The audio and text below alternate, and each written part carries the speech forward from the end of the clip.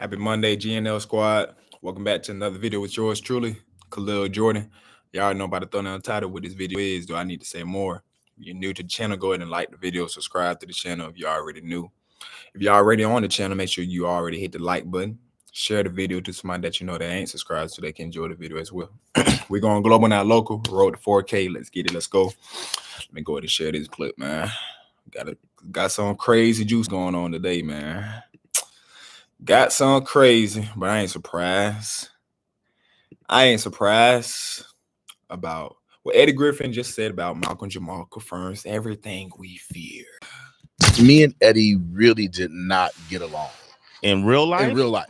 I did not know this. Yeah. Like okay. we didn't get every single week before taping. We'd come together, we'd put our hands together, we'd bow, and we pray before we go out there. Two warriors who couldn't stand each other, praying together before battle. Every week for 4 years, Malcolm Jamal Warner and Eddie Griffin put aside their personal differences to fight a war most people didn't even know was happening.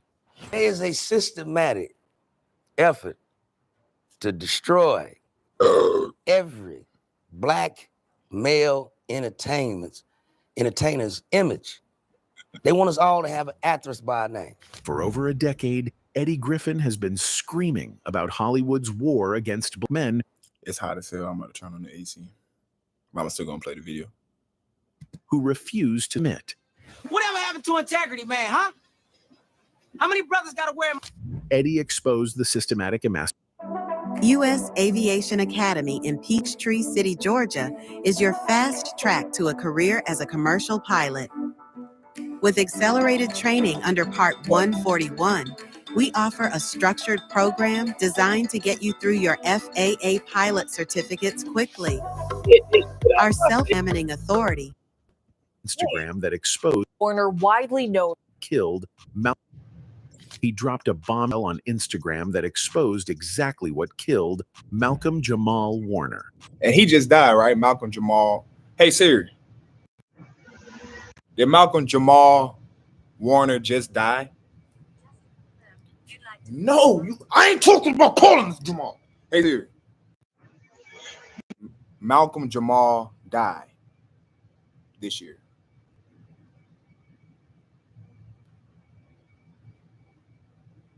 I think he just died. Yeah, July 20th. the actor Malcolm Jamal Warner, widely known for starring in the hit TV sitcom The Cosby Show, has died. He wrote, "My heart is heavy today, for what the world lost was a father, a son, a poet, a musician, an actor, a teacher, a writer, a director, a friend, a warrior that had the pleasure of going to war with against the Hollywood machine and sometimes with each other, because that's what." Now, how did he die?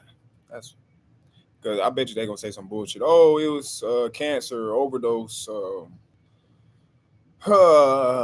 some bullshit that they could just slide on in the world.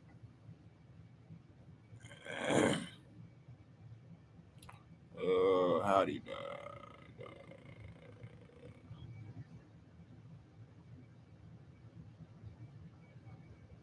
Drowning while swimming off Costa Rica.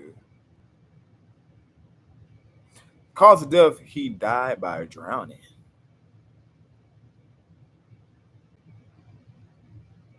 I don't know. That don't sound right, bro. I mean, you can die from drowning, but like that man out there on vacation, Costa Rica, I'm pretty sure he know how to swim, bro. Like it just we'll see. What brothers do, but the love was and is always there. Eddie didn't say they worked in Hollywood. He said they went to war against it. That's not the language you use for show business disputes. That's military terminology. That's what you say when someone dies fighting an enemy. The war started during Malcolm and Eddie. Both men thought they were getting a platform to create positive black entertainment. Instead, both men thought they were That's a Tom Pierce. Oh God, okay. Getting a platform to create positive black entertainment. Instead, they walked into a battlefield where every script was a fight. Every episode was resistance against a system designed to make them perform like trained monkeys. So it was, for me, it was like going from a top university to junior college. Because I'm saying, look, we can actually be funny without doing the stereotypical stuff. And no one was really interested in that route. They're like, we didn't bring you over here for that. This is what we do. That's sad, bro. Like, I get what he mean by that, the stereotypical shit. As far as black people wise, you know, we always gotta have the movies to where, you know, we in the hood. He came from the trenches. Baby mama, baby daddy issues, mother struggling to provide for the kids, father not there. Gang activities, violence, pregnancy, all that extra negativity and dumb shit. Dressing up as women, well, that ain't some shit that I've experienced. But like, as far as black people comedy, I know, you know, like Medea, Big Mama, Respucia, all that shit, bro. Like, I'm real spiritual, man. So like, I see beyond that material figure. Like, you got a grown man wearing a dress. I always just for entertainment. That's the cover, bro. Y'all need to get it out your mind, bro. It's just a cover up. That like, that's all that entertainment bullshit, bro. You wearing a dress, bro. You selling yourself. Malcolm wasn't describing creative differences. He was describing psychological warfare. They took America's favorite TV son and tried to force him to degrade himself for their entertainment.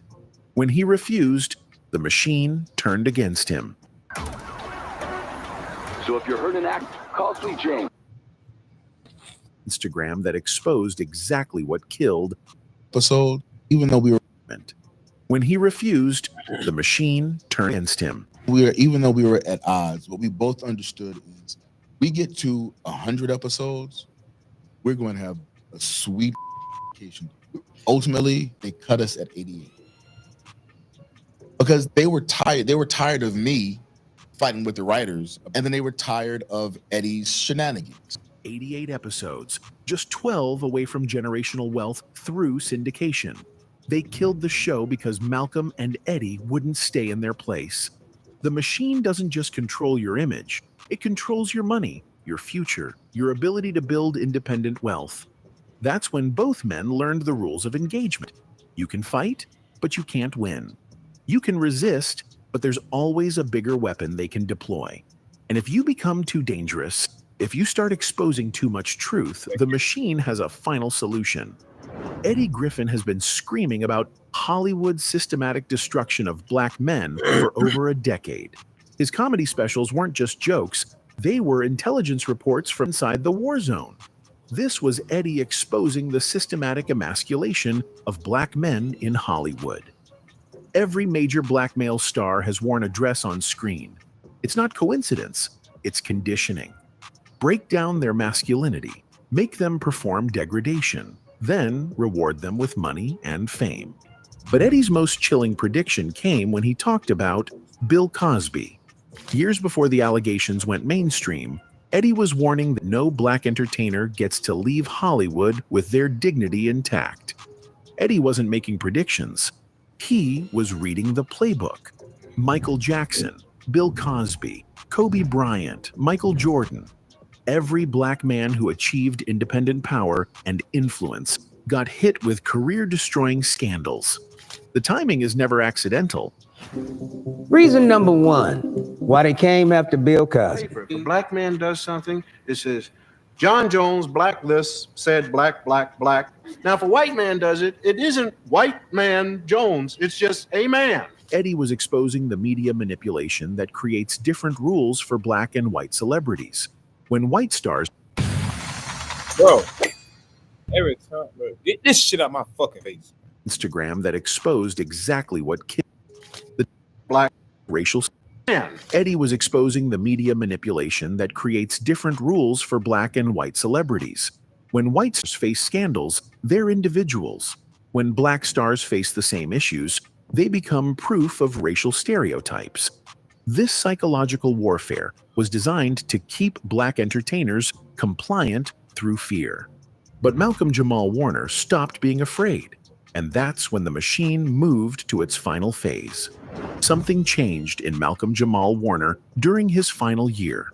The man who had carefully navigated Hollywood politics for decades started speaking truth to power with reckless abandon. His Instagram became a weapon of war against the psychological programming Eddie had been exposing. I am tired of running for shade. And aren't you tired of being hustled and played? And aren't we all tired of crying about how hard it is to be Black in America, even if it looks like we've got it made? This wasn't poetry. This was Malcolm directly calling out the systematic programming of Black Americans. The music we're programmed to celebrate. He was exposing how the entertainment industry deliberately promotes degrading content to condition Black audiences. Traits to... I hope y'all listening to that, man. I hope y'all listening to that, because that's the main thing that they be doing, bro. That's how they come up with these movies, these scripts. I'm telling you, bro, like, real talk, bro. You gotta degrade yourself in order to be great. Like Kevin Hart, who else? Eddie Murphy, Martin Lawrence. They put on a dress, bro. And other stuff, they don't just gotta put on a dress. They could just be a gay role. Like, I don't got nothing against gay people, but I have an issue with the industry when they get straight men and try to demasculate their ass. Get them out their character. Get them out their true nature that God has blessed them with. You're a man, bro. You are a man. Your soul, your spirit that God created and gave you, that's a man. It's not a woman. It's not they. It's not she. It's not them. It's not her. It's him. He, him. His, him. You're him. Everybody, you are him. You watching this. You are him, bro. You are him. Don't let nobody else tell you that. Don't let the fame and money get to you to where you change up. Oh yeah, let me go ahead and play this gay role just for the money. Just for the money, huh? Anything for the fucking money. And that's when it comes to you're selling yourself. Not selling, you sell your soul to the devil. In a way, you're selling yourself because you're selling an image that's false. That's not you, bro. So you're selling yourself just to make a profit. Upon them by their killers. He was naming the puppet masters who control the narrative. The timing couldn't have been worse for Hollywood, with Diddy facing federal charges, with Jeffrey Epstein connections finally being exposed, with systematic corruption being investigated at the highest levels. Malcolm Jamal Warner was positioning himself as a credible witness to decades of psychological warfare. His final video shows a man who knew he was living on borrowed time. Life is out here lifing, right? For me, for everybody else. But just wanted to remind you, as I remind myself, that no matter what's going on, there's always a reason to smile. Malcolm was acknowledging that. In fact, he said that. How did you drown, bro? How did you drown? I believe he got killed. I think that's what really happened, man. Because nobody just you can drown, but it's real uncommon, man. You on vacation in Costa Rica and you die by drowning. Like, were you in the pool, the ocean? Like, how? Where's everybody at? How? Yeah. That forces beyond his control were determining his fate. The forced positivity, the desperate attempt to find reasons to smile, the promise that I'll be back soon. This was a man saying goodbye. Oh! Instagram that exposed exactly what killed Rica. Officially days later, he was dead in the waters off Costa Rica. Officially ruled an accidental drowning. No witnesses, no foul. No witnesses is crazy. No witnesses? Play. Just another tragic loss that permanently silenced a truth teller who had become too dangerous to the machine. If that don't say something to y'all, bro, that's sad. God bless your soul, bro. God bless your soul, bro. You was trying to do right, man. I really hate to see it, bro. I don't know this man from Can of Pain, but it breaks my heart to see that he was like going, damn, bro, I'm low-key about to cry because it's like, damn, bro, this shit really hurt. But it's like, bro, he went out his way to just, try to give people the truth, man. And that's the same thing Kyrie did, bro. Every time somebody tries to come out and say the truth, some shit happen. And then y'all dumbass niggas, bro, fall victim to the system. Oh, it's just a conspiracy theory. Oh, don't listen to them. They're weird. They're crazy. And y'all just buy into it, bro. Y'all just buy into the shit like y'all fucking robots, bro. It's a whole hamster cycle, bro. Nobody try to wake up. Nobody wants to wake up and open their mind to see what's really going on out in the world. Every time somebody calls the government, the system calls these higher ups out, they always get shut down, bro. Kyrie Irving with the anti-Semitic. How am I anti-Semitic if I am Semitic? You're skin, bro. Anti-Semitic. This is Semitic. How am I anti-Semitic if I am Semitic, nigga? We're the bro, man. When he was talking about we was the original Hebrews, bro, they was trying to make it seem like he don't know what he talking about. They was trying to put him down, but it's like when he was trying to expose him, bro, and like when he posted that on Twitter, from Hebrews to Negroes, he was telling the truth, man. And it's like if you don't got no backup, nobody to, have your back and what you trying to say and fight the system, bro, you're not gonna win. Because you got too much sheep, man. You got too much sheep. So it's only so much you can do by yourself. You can't fight the whole government. You can't fight the country. You can't fight the whole government by yourself. But that's sad, bro. It's sad. But when it's something stupid, negatively degrading, they put it all out there. They hide the shit that you need to know. They quit to put the bullshit out. Nobody want to catch on to that. Though. Eddie. All of a sudden, we get Juneteenth this year. Bro, I don't give a fuck about that, bro. This slow process shit, bro. Juneteenth. Oh, it's a holiday celebration. Yeah. Bro, we just now getting Juneteenth after so many years. But you know how we are. Our community, we always just got it. Yeah, the white man gave it to us, so let's jump on the ride. It's crazy, bro. Griffin's warning about black entertainers never leaving the business clean wasn't theoretical. He was documenting a pattern that would eventually consume his friend, Malcolm Jamal Warner. Eddie wasn't just defending Bill Cosby. He was exposing the systematic timing and methodology behind character assassination campaigns targeting powerful black men in entertainment. In this explosive interview, Eddie methodically deconstructed the Cosby allegations, pointing out how they followed a predictable pattern designed to maximize psychological and financial damage. Eddie highlighted the suspicious timing, how decades-old accusations surfaced precisely when Cosby was at his peak influence, attempting to buy NBC and regain control over his creative legacy. He questioned the logic behind the accuser's stories, asking why women would voluntarily enter private hotel rooms with a married man whose family-focused public image was internationally known, then wait 30 years to report alleged assaults. But Eddie's real bombshell was connecting this to a broader systematic effort. He wasn't focused on Cosby's guilt or innocence. He was documenting how the One dealer lets you buy now, payment free till 20. Y'all realize every time this man about to say something important, an ad gotta come on.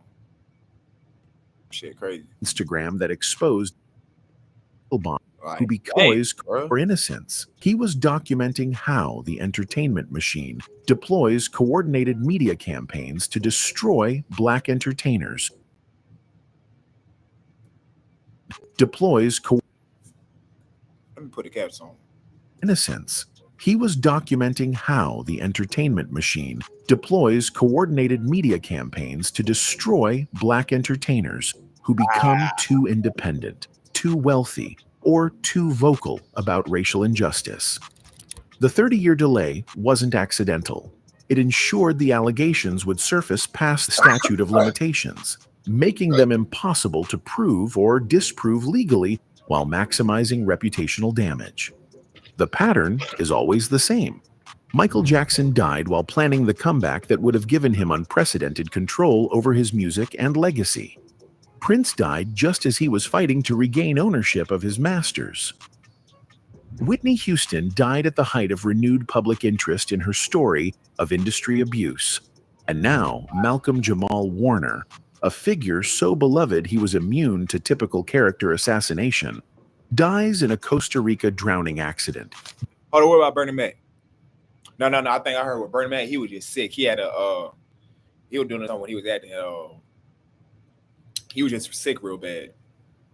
I about to say, hold on, y'all forgot Bernie Mac too. Just as he was becoming most vocal about systematic psychological warfare against Black Americans. But Eddie saw this coming.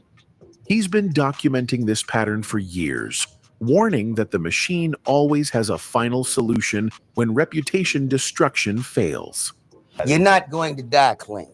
I mean, everything that Bill Cosby has built up, the decades of work that he stood behind. The man has, single-handedly, You're a fortress. Damn, bro, I done ran like 10 ads on it already. Instagram that destruction behind. Set a bunch of brothers and sisters to college. Malcolm Jamal set, single-handedly, set a bunch of brothers and sisters to college. Malcolm Jamal Warner was building something too dangerous to ignore. His podcast, Not All Hood, challenged every stereotype the industry profits from. His Instagram poetry exposed the psychological programming Eddie had been warning about. His interviews connected entertainment industry racism to broader patterns of systematic oppression. Most dangerously, he was doing it with the credibility of Theo Huxtable. You can't destroy America's favorite TV son with typical smear campaigns. You can't isolate someone with his resume and connections. When character assassination won't work, when professional blacklisting fails, the machine moves to its final phase. 3 days after Malcolm Jamal Warner's body was pulled from Costa Rican waters, Eddie Griffin posted the tribute that confirmed every conspiracy theorist's worst fears. But it wasn't what he said. It was how he said it. My heart is heavy today. For what the world lost was a father, a son, a poet, a musician, an actor, a teacher, a writer, a director, a friend, a warrior that I had the pleasure of going to war with, against the Hollywood machine and sometimes with each other, because that's what brothers do. But the love was and is always there. Every word was military terminology. Malcolm wasn't an entertainer. He was a warrior. They didn't work together. They went to war. Hollywood wasn't their workplace. It was the Hollywood machine, the same term activists use for systematic oppression. This wasn't grief. This was confirmation. Eddie was telling everyone who understands the code that Malcolm died fighting the same battle Eddie had been documenting for decades. The timing of Eddie's response was crucial. Most celebrity deaths get generic condolences that take hours or days to craft with publicists. Eddie's tribute went up immediately, raw and unfiltered, like someone who had been expecting this call for years. Malcolm had stopped picking his battles strategically. In his final months, he was It's easy to save on car insurance. Instagram that exposed exactly what killed. His final months, he was fighting on all fronts, challenging systematic programming through his podcast, exposing psychological warfare through his Instagram poetry, connecting entertainment industry corruption to broader patterns of racial oppression. An artist, to be a conscious artist of color, you're constantly having to pick your battles. And, at some point you have to, really decide what your boundaries are. What are the things that you undoubtedly stand for? Malcolm had crossed the line from managed resistance to dangerous truth-telling. And Eddie Griffin's tribute confirmed that the machine responded exactly as Eddie had predicted for years. To understand Malcolm Jamal Warner's final transformation, you need to know about Michelle Thomas, the woman whose death in 1998 shaped every decision he made for the next 27 years. Michelle wasn't just another Hollywood romance. She was Malcolm's co-star, his moral anchor, and ultimately, his guide from beyond the grave. Michelle Thomas played Justine Phillips on The Cosby Show, Theo's sweet, intelligent girlfriend who represented everything positive about young black love on television. But behind the camera, man, she was beautiful, man. Michelle and Malcolm's real-life relationship became something deeper and more transformative than anything their characters experienced on screen. Michelle Thomas was born in Boston to Caribbean immigrant parents who instilled in her an unshakable moral foundation. She entered Hollywood with her values intact and refused to let the industry corrupt her spirit. While other young actresses were being pressured into degrading roles or exploitative situations, Michelle maintained her dignity. She chose projects carefully, spoke thoughtfully about representation, and never compromised her principles for fame or money. Good. Malcolm fell in. Good. That's what I love to fucking hear, man. That's what I love to hear. Because a lot of y'all nowadays will fold to that shit. For the fame and the money. Anything for some clout with some money. As long as I'm getting paid, getting some clout for it, I don't care what I got to do. That's crazy. That's crazy. And the craziest part, I used to have that mindset when I was younger, man. But it's comes to a certain time in your life to where you got to respect your morals and your boundaries, regardless of what you're receiving, man. Like, you got to do what's good in God's eyes at all times. Because as much as you think that nobody, you can just say fuck everything, nobody care, I don't care what nobody else say. Like, yeah, that's a fact. But at the end of the day, you still got two places you can go to once you leave here, man. So you need to think about that. Think about the afterlife. People too caught up in the moment on what's the material, what we got now. Think about your afterlife. Think about all the good deeds and the bad deeds that you've done. If you was to die today, where would you go? I want y'all to ask yourselves that question. If you was to die today, where would you be? Would you be in heaven or would you be in hell? It's a tough question. Yeah, I know. Some of y'all know where you're gonna be going. But if you don't get your shit, y'all just gotta, just do right. That's all you gotta do. You do what you're supposed to do, everything gonna turn out great. And keep faith in God every day. Every day. Love, not just with Michelle's beauty, but with her integrity. Industry designed to break down young black talent, Michelle represented something rare, someone who could navigate Hollywood without losing herself. Their 5-year relationship became Malcolm's education in maintaining authenticity while building a career. Here's why you choose my firm if you're hurt in an accident. I used to work for insurance companies.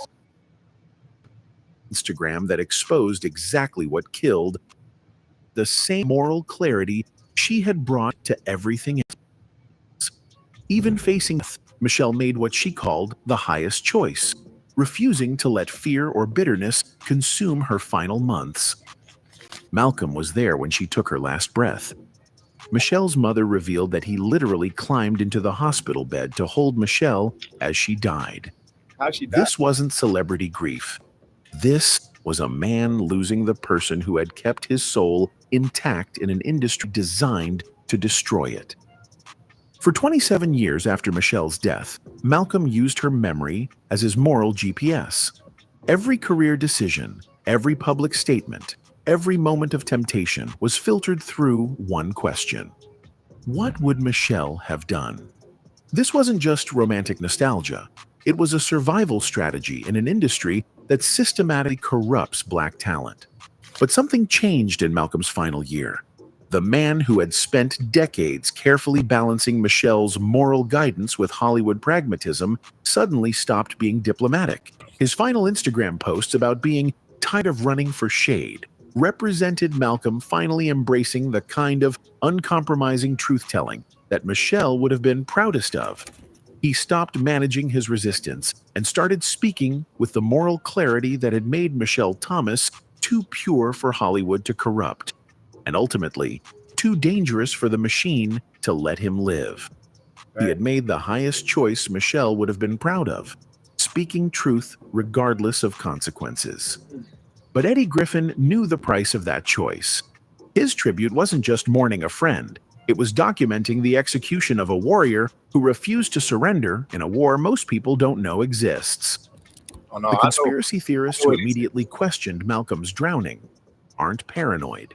They're pattern recognition experts who understand that in an industry where Diddy faces federal charges for decades of systematic abuse, where Jeffrey Epstein connections run deep through entertainment circles, where corruption is finally being exposed at the highest levels, the death of a credible witness is never really accidental.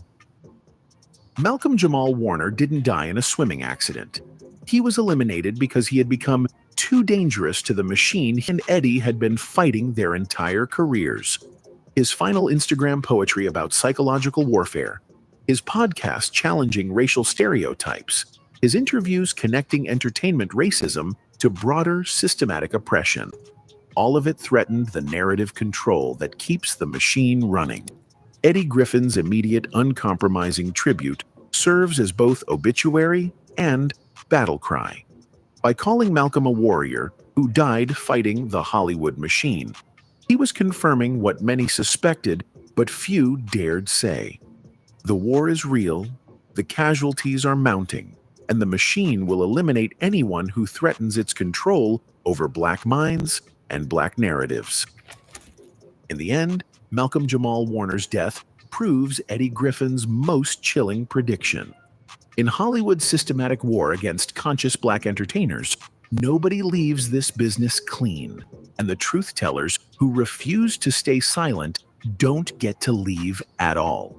The machine claimed another warrior, but Eddie's confirmation ensures that Malcolm's death won't be forgotten or dismissed as another tragic accident.